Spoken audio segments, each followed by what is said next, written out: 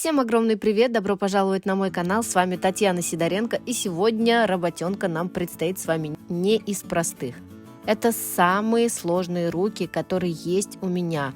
На этой клиентке не носится практически ничего, никогда не обойдется здесь без отслоек, но мы уже к этому привыкли, и тот результат, которого мы достигли в этот раз, я считаю большой победой. У нас было всего лишь пару отслоечек, и мы начинаем снятие. Снятие проходит здесь всегда очень сложно, очень долго.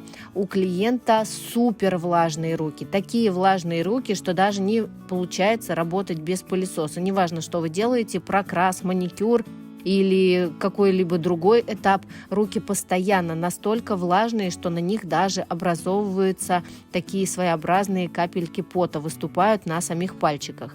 Вы даже сейчас можете видеть, как, несмотря на то, что хорошо засасывает пылесос, видно, да, что вся пыль, она просто прилипает к пальчикам. Ну и, конечно же, на перчатках пыль прилипает к этому же поту. В общем, такие гипергидрозные руки у меня одни. Поделитесь, пожалуйста, есть ли у вас такие ручки в вашей работе. Подготавливаем поверхность натурального ногтя пилкой на 240 грит.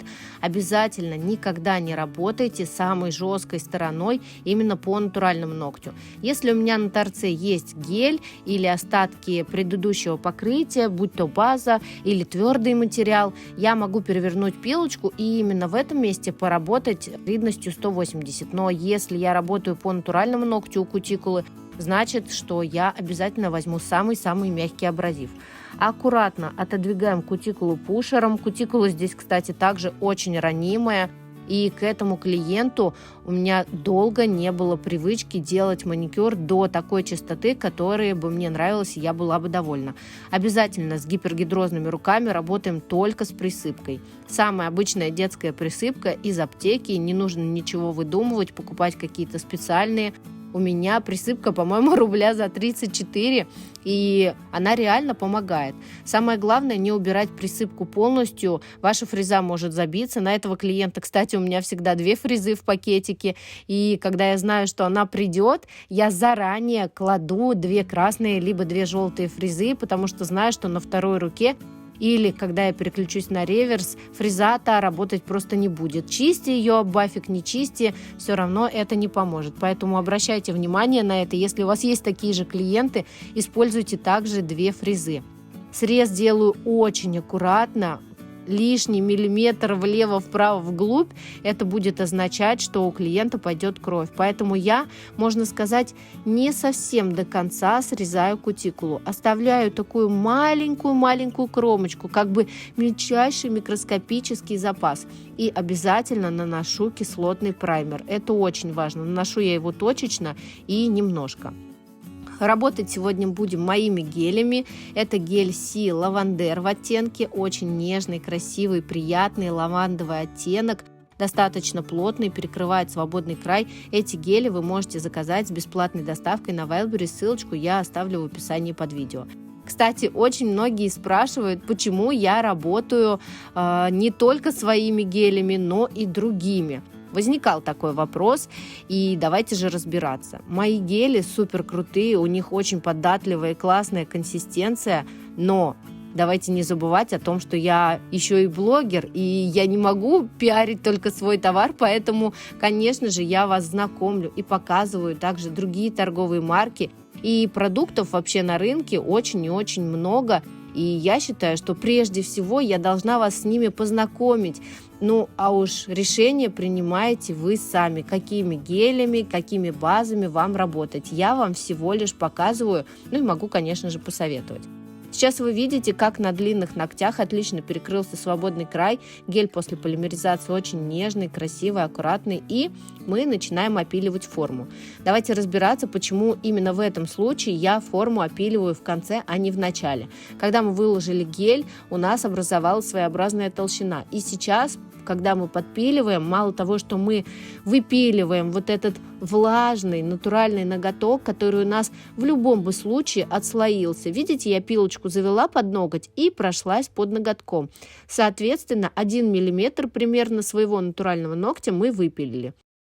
Так как гель после полимеризации становится глянцевый, мы его обязательно бафим, чтобы у нас была хорошая сцепка с топом и хорошая сцепка с последующим покрытием. Также мы будем выпиливать изнутри натуральный ноготок и почищать вот эту фасочку. Это все сегодня я вам тоже покажу. Обязательно подпиливаю ноготок указательный, он у нас смотрит немножко в бок, поэтому здесь нужна особая техника. Сначала вы пилку ставите на ось ногтя и смотрите, в какую сторону отклоняется ноготок. Ну и, конечно же, мы с вами нивелируем аккуратно, то есть подводим ноготь к той стороне, которой нам нужно. Беру небольшую фрезу для выпиливания, ссылочки на фрезы также оставлю в описании под видео, и выпиливаю, смотрю и в торец, и изнутри. Это очень важно, чтобы вы посмотрели не только вот в таком положении, да, но и также посмотрели на ноготь потом сверху, чтобы у вас ни в коем случае не испортилась форма. Также не забывайте, что при опиле формы, как бы вы ни пилили, всегда опил мы заканчиваем длинными протяжными движениями. Выбрали вот такой вот цвет от Adore. Честно, даже не помню, девочки, откуда у меня этот лак. Просто он был подходящий под тот дизайн, который принес клиент. И вообще, этот клиент у меня очень любит рисовать на ногтях, любит всякие различные дизайны, и ей всегда мало. Поэтому рисуем мы практически на всех ногтях. Нежным бежевым цветом я расставляю точки. Все это мы срисовывали, то есть это не моя какая-то идея, а дизайн принесла клиентка, и я просто переношу, так скажем, его на ногти. Также добавляем белые точки белым гель-лаком. Следующее, что мне потребуется, это вот такая вот густая паста. Она очень плотная, паста это от P&B, она у меня уже давно, и она классно очень рисует самые-самые тонкие линии, и они плотные. Но есть, конечно, у нее и минус в том, что она очень густая, поэтому иногда по мокрому приходится дублировать линию для того, чтобы она не прерывалась. Нарисовали вот такие незамысловатые рисунки, они очень простые, их мы также срисовывали и покрываем все топом без липкого слоя. Сегодня топ у меня от Uno, и у него хороший глянец, не забываем также выполнить такое мини-выравнивание.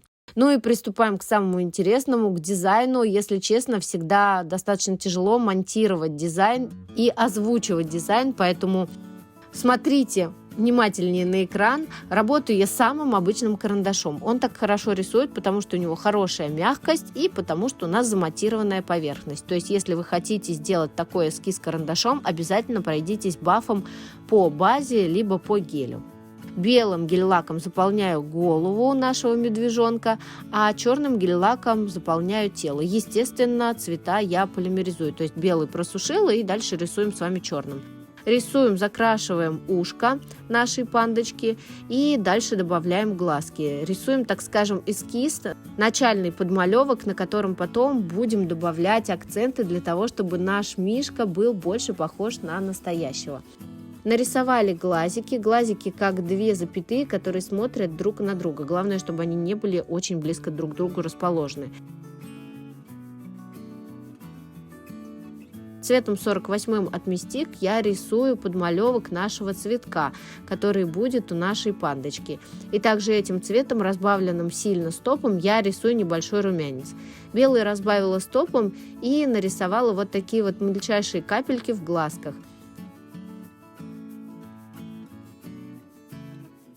Дальше нам понадобится яркий неоновый 43 цвет, который называется Барби. И им мы выполняем обводку лепестков. И также еще внутри такая небольшая имитация розы. Размываем контуры топом без липкости, добавляем черные глазки, черный носик, просушиваем и белым добавляем зрачки. Очень интересно смотрятся глаза, согласитесь, на полупрозрачном нарисовали мы черным, и они как бы очень хорошо стали просматриваться. Дальше я зеленый, ярко-зеленый смешала с белой гель-пастой для того, чтобы цвет был погуще, и рисую вот такие вот нежные маленькие веточки. Ну, в общем-то, вот и все. Вот наш конечный результат. Обязательно посмотрим, как проносится данное покрытие, потому что ручки проблемные. Минус еще состоит в том, что клиент очень часто перенашивает покрытие, то есть на таких руках гель отлично бы носился 3 недели, но мы проходили 5, поэтому отслой, конечно же, мы не избежали. Обязательно подписывайтесь на канал, если видео было вам полезным, дайте знать об этом в комментариях. Я очень стараюсь для вас и стараюсь вложить максимум полезной информации в каждое видео. С вами была Татьяна Сидоренко. Всем пока!